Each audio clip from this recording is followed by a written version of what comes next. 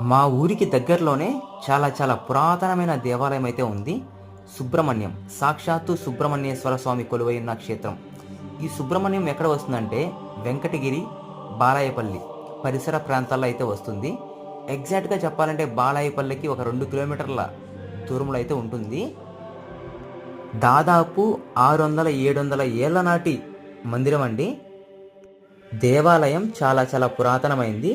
కానీ దేవాలయానికి వెళ్ళే దారిలో తలుపులు ఉన్నాయి కదా, ఈ తలుపులు వచ్చి 350 ఏళ్ల క్రితం వెంకటగిరి రాజావారు ఇక్కడి నుంచి వెళ్ళేటప్పుడు నిర్మించారు.